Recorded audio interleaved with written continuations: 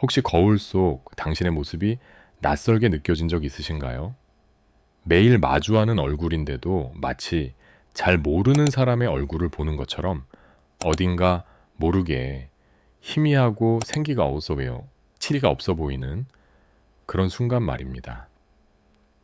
혹은 사람들 속에 둘러싸여 웃고 이야기하면서도 문득 지금 웃고 있는 이 사람은 진짜 나인가 하는 섬뜩한 질문이 마음속을 스쳐 지나간 적은 없으신가요?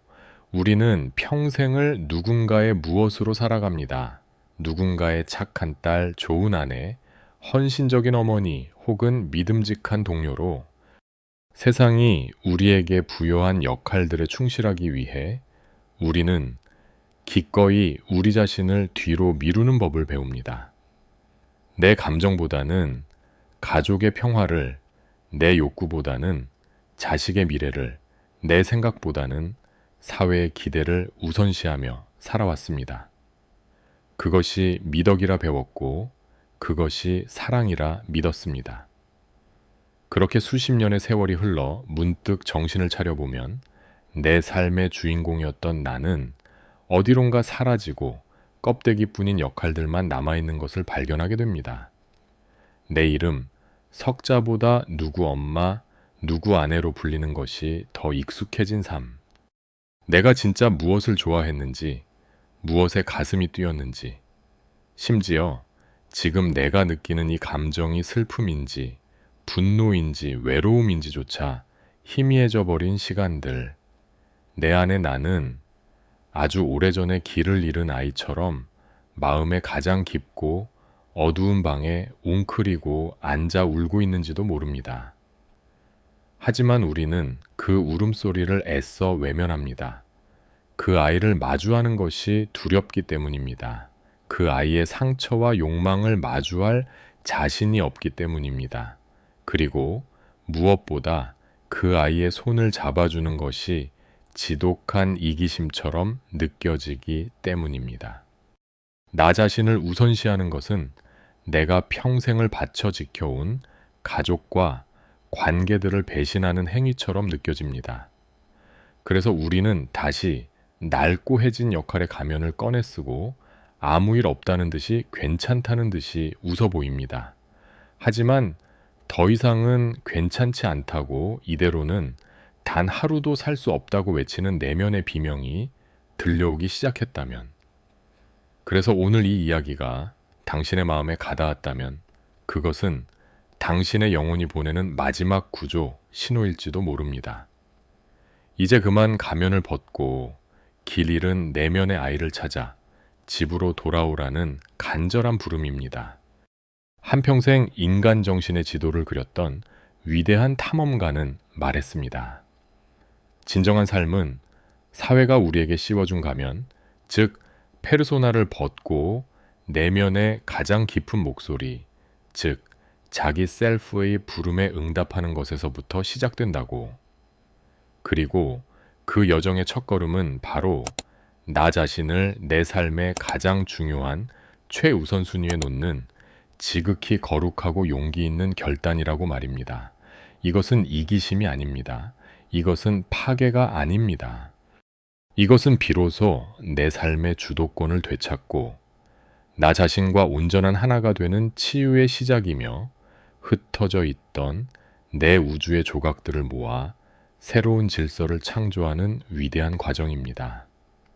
오늘 우리는 마침내 나 자신을 가장 우선시하기로 결심했을 때 우리 내면과 외부 세계에 어떤 놀라운 변화들이 일어나는지 그 경이로운 여정을 함께 떠나보려 합니다. 때로는 거센 저항과 아픈 이별을 마주할 테지만 그 길의 끝에는 우리가 상상하지 못했던 깊은 평화와 자유, 그리고 진정한 연결이 기다리고 있을 것입니다. 당신의 진짜 인생은 바로 이 선택의 순간부터 시작됩니다. 나 자신을 우선시하기로 마음먹는 순간 우리가 가장 먼저 마주하게 되는 것은 거절이라는 거대한 산입니다. 평생을 다른 사람의 부탁이나 기대를 들어주는 것에 익숙해져 있던 우리에게 아니요 라고 말하는 것은 마치 세상에서 가장 어려운 외국어를 배우는 것과 같습니다.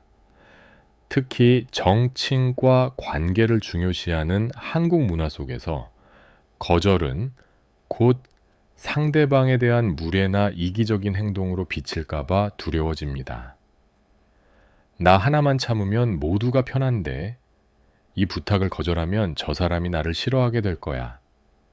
좋은 사람으로 남고 싶어. 이와 같은 생각들이 우리 발목을 붙잡습니다. 하지만 우리가 알아야 할 중요한 사실이 있습니다.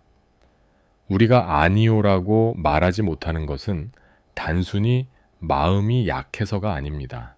그것은 우리의 생존 방식과 깊이 관련되어 있습니다. 어린 시절 우리는 부모님이나 주변 어른들의 기대에 부응하고 말을 잘 들어야만 사랑과 인정을 받을 수 있다고 학습했습니다. 나의 욕구나 감정을 표현하는 것보다 착한 아이가 되는 것이 더 안전하고 사랑받는 길이라는 것을 본능적으로 깨달았던 것입니다. 이러한 생존 전략은 성인이 되어서도 계속해서 우리의 삶을 지배합니다. 우리는 타인의 인정을 갈구하고 관계에서 버림받을 것에 대한 깊은 두려움을 안고 살아갑니다. 그래서 나의 시간과 에너지를 소진시켜 가면서까지 무리한 부탁을 들어주고 내키지 않는 모임에 억지로 참석하며 내 의견을 말하기보다는 침묵을 선택합니다. 우리는 이것을 배려 혹은 희생이라고 부르지만 그 이면에는 거절당하고 싶지 않다는 절박한 욕구가 숨어 있습니다. 하지만 이런 삶의 방식은 결국 우리 영혼을 병들게 합니다.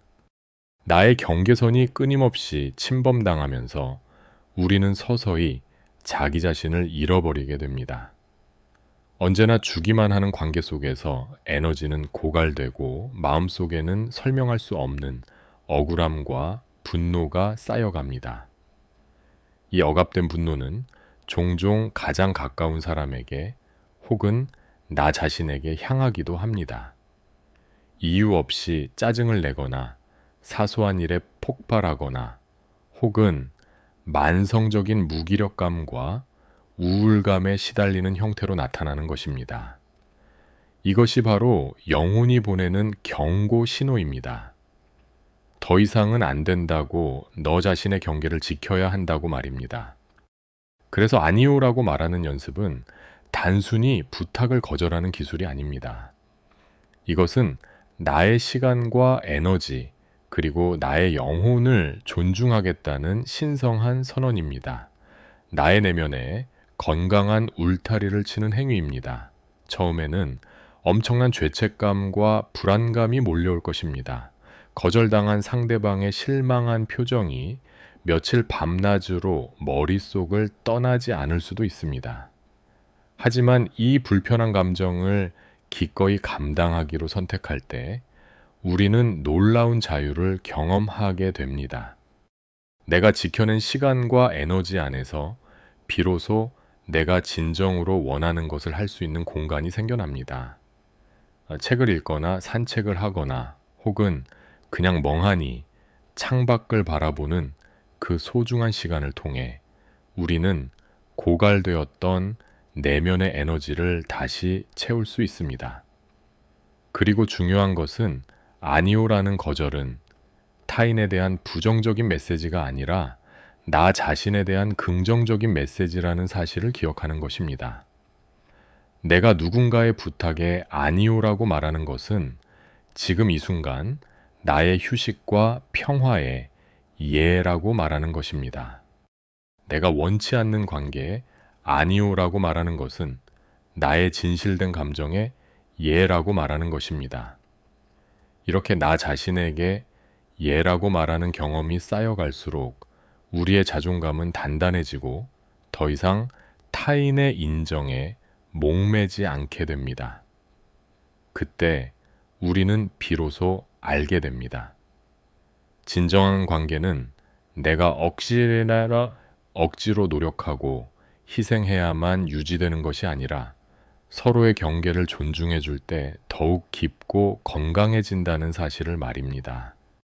내가 변하기 시작하면 세상도 나를 이전과 똑같은 방식으로 대하지 않습니다.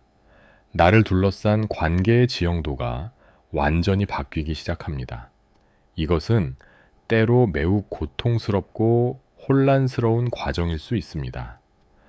내가 나 자신을 우선시하고 건강한 경계를 세우기 시작할 때 가장 먼저 저항해오는 사람들은 역설적이게도 가장 가까운 사람들인 경우가 많습니다.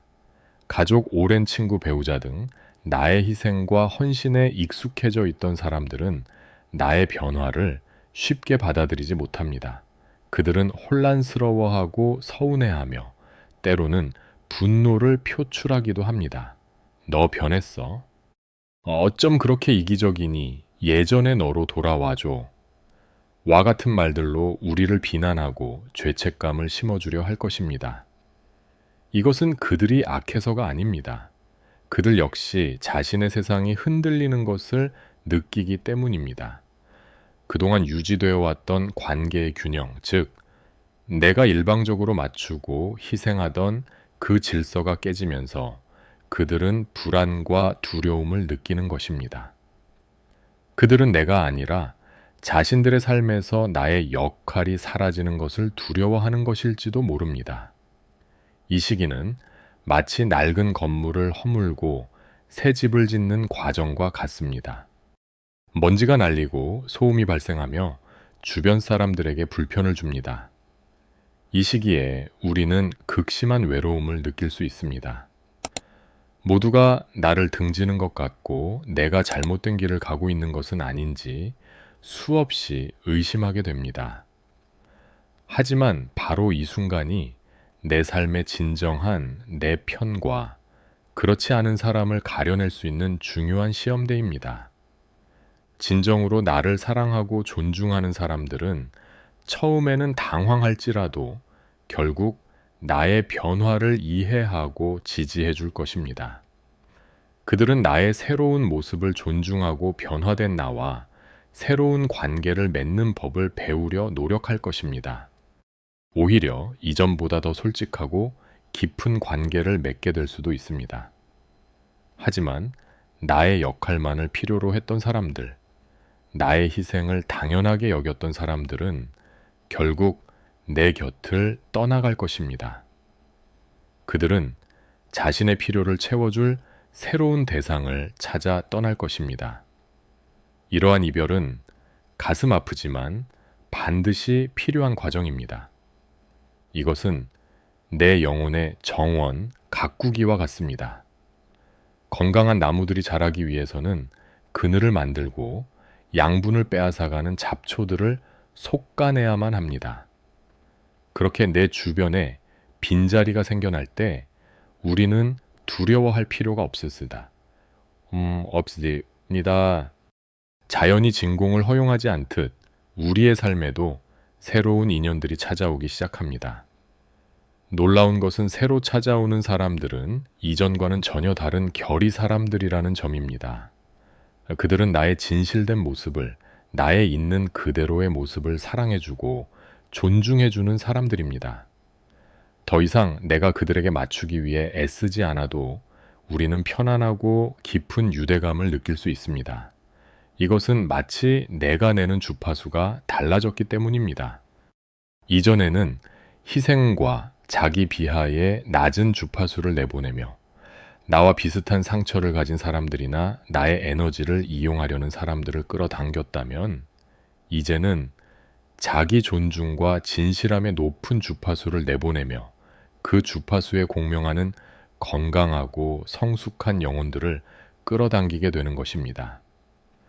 관계의 양이 아니라 질이 중요해지기 시작하는 인생의 새로운 챕터가 열리는 순간입니다. 나 자신을 우선시하는 여정에서 가장 깊고 본질적인 작업은 바로 내 안의 그림자와 마주하는 것입니다. 그림자란 정신분석의 선구자들이 말했듯 내가 나라고 인정하고 싶지 않은 무의식 속에 억압해둔 나의 모든 어두운 측면들을 의미합니다. 예를 들어, 우리는 스스로를 이성적이고 친절한 사람이라고 믿고 싶어 합니다. 그래서 내 안의 분노, 질투, 시기심, 이기적인 욕망, 깊은 슬픔과 같은 감정들은 나쁜 것, 열등한 것으로 치부하고 외면해 버립니다. 하지만 우리가 외면한다고 해서 그림자가 사라지는 것은 아닙니다. 오히려 빛이 닿지 않는 무의식의 지하실에서 더욱 강력한 힘을 키워나가며 우리의 삶을 뒤에서 조종하기 시작합니다. 우리가 타인의 비난에 유독 민감하게 반응하는 이유도 바로 이 그림자 때문입니다. 예를 들어, 누군가가 내게 당신은 참 이기적이네요 라고 말했을 때, 만약 내 안에 이기심이라는 그림자가 없다면 그 말은 그저 스쳐 지나가는 바람 소리처럼 들릴 것입니다.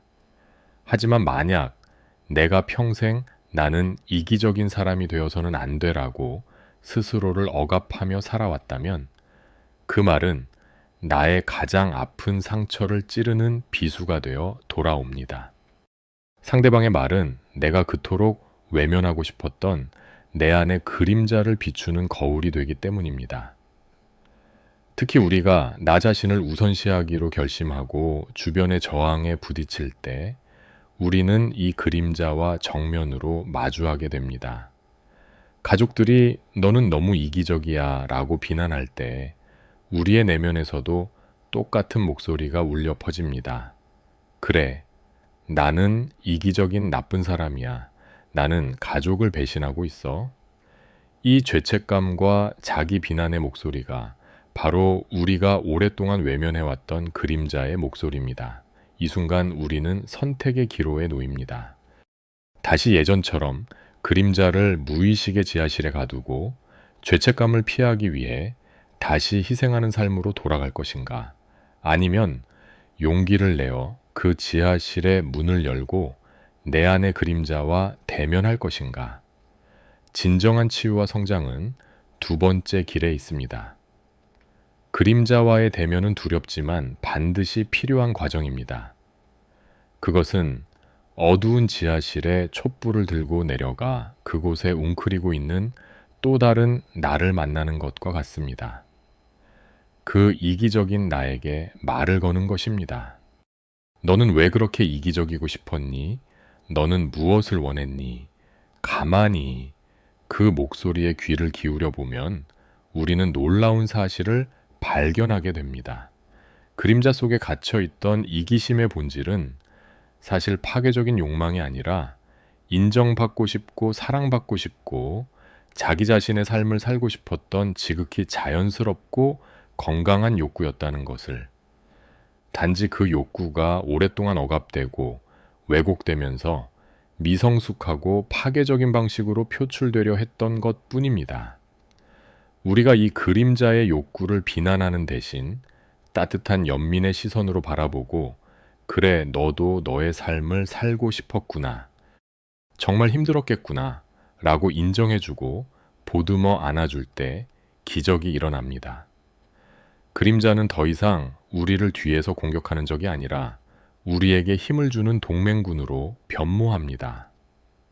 억압되었던 에너지는 창조적인 생명력으로 전환됩니다.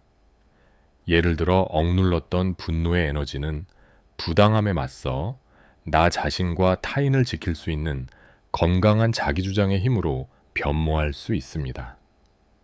외면했던 슬픔은 타인의 고통에 깊이 공감할 수 있는 연민의 원천이 됩니다.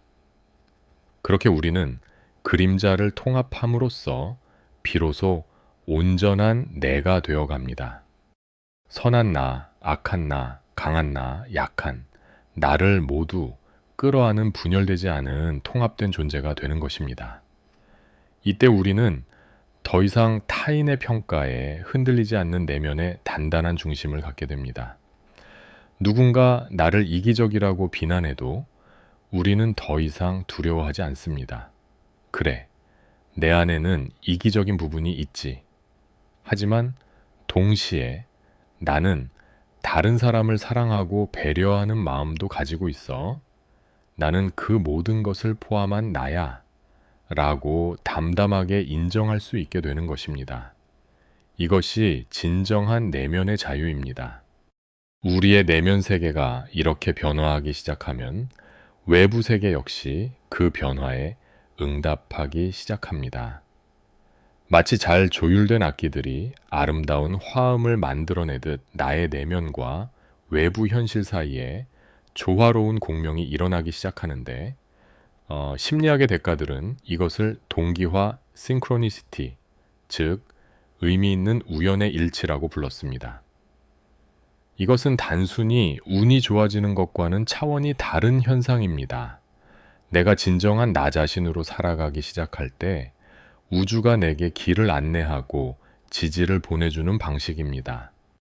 예를 들어 내가 오랫동안 꿈꿔왔지만 용기가 없어 시작하지 못했던 일을 하기로 결심하는 순간 우연히 그와 관련된 정보를 담은 책을 발견하거나 도움을 줄 수 있는 사람을 예기치 않은 장소에서 만나게 되는 경험 같은 것들입니다. 이것은 마치 내가 마음속으로 던진 질문에 세상이 대답해 주는 것과 같습니다. 이러한 현상이 일어나는 이유는 내가 나 자신과 깊이 연결될수록 나의 직관과 무의식이 더 넓은 세상의 흐름과 연결되기 때문입니다. 이전에는 에고의 불안과 두려움이라는 소음 때문에 들리지 않았던 우주의 미세한 신호들을 감지할 수 있게 되는 것입니다.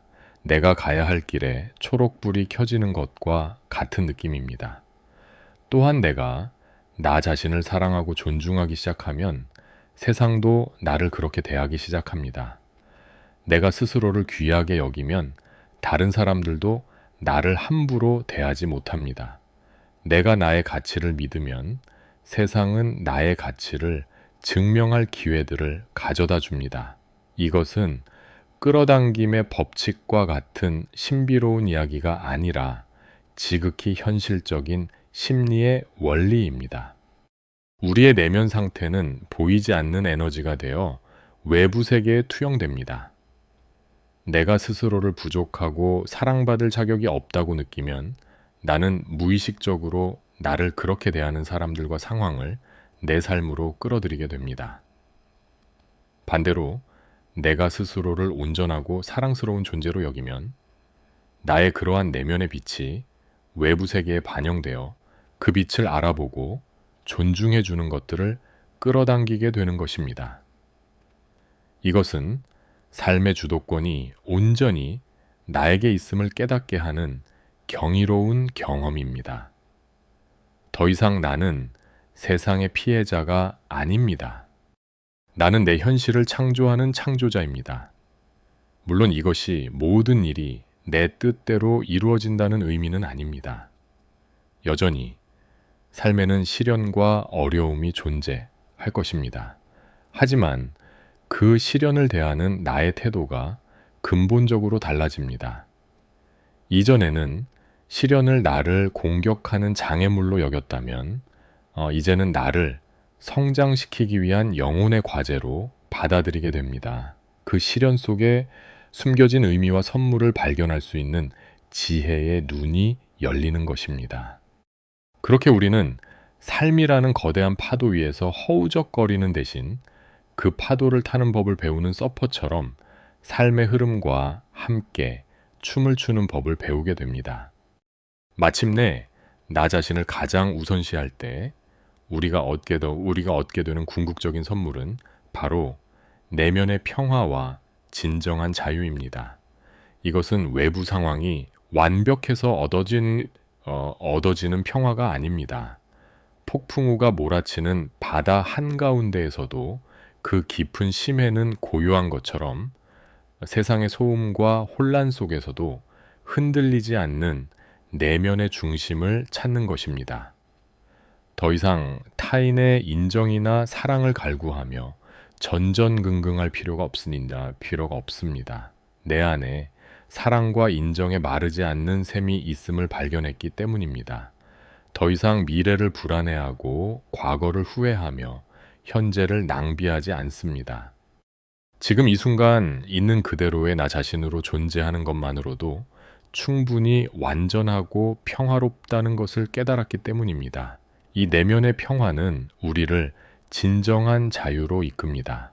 우리는 이어야만 한다는 모든 강박으로부터 자유로워집니다. 좋은 아이 엄마여야 한다는 강박, 성공한 사람이어야 한다는 강박, 착한 사람이어야 한다는 강박, 그 모든 사회적 내면적 족쇄들을 벗어던지고 그저 나로서 존재할 수 있는 자유를 얻게 됩니다. 내가 슬플 때는 슬픔을 허락하고 기쁠 때는 아이처럼 기뻐하며 화가 날 때는 건강하게 분노를 표현할 수 있는 나의 모든 감정과 진실하게 만날 수 있는 자유입니다. 그리고 놀라운 것은 내가 나 자신으로 온전히 존재하며 자유로워질 때 나는 역설적으로 타인에게 더 좋은 영향을 미치는 존재가 된다는 사실입니다. 이전처럼 억지로 희생하고 헌신하며 지친 에너지를 내뿜는 대신 나는 나의 충만하고 평화로운 존재 자체만으로 주변 사람들을 편안하게 하고 영감을 줍니다. 내가 나 자신의 어둠을 용기 있게 마주하고 통합했기에 나는 다른 사람의 그림자를 보아도 더 이상 비난하거나 두려워하지 않습니다. 오히려 그들의 아픔을 깊이 이해하고 따뜻하게 보듬어 줄 수 있는 깊은 공감 능력을 갖게 됩니다. 꽉 찬 물잔이 저절로 넘쳐 주변을 적시듯 내 안의 사랑과 평화가 자연스럽게 흘러넘쳐 세상을 이롭게 하는 것입니다. 이것이 나 자신을 우선시하는 삶이 이기심이 아닌 가장 성숙하고 이타적인 사랑의 실천이 되는 이유입니다. 사랑하는 당신, 어쩌면 당신은 너무 오랫동안 당신 자신을 잊고 살아왔을지 모릅니다. 하지만 괜찮습니다. 너무 늦은 때란 없습니다. 당신의 영혼은 언제나 그 자리에서 당신이 돌아오기를 기다리고 있습니다. 이제 용기를 내어 당신의 삶의 운전대를 잡으세요. 다른 누구도 아닌 당신 자신을 당신 인생의 가장 귀한 손님으로 대접하세요. 당신이 진정으로 원하는 것이 무엇인지, 당신의 가슴을 뛰게 하는 것이 무엇인지 스스로에게 다정하게 물어봐 주세요. 그 작은 질문 하나가 당신의 잃어버린 세계를 되찾는 위대한 여정의 시작이 될 것입니다. 당신은 사랑받기 위해 태어났으며 그 첫 번째 사랑은 바로 당신 자신으로부터 시작되어야 합니다. 당신의 그 거룩한 여정을 온 마음으로 응원합니다.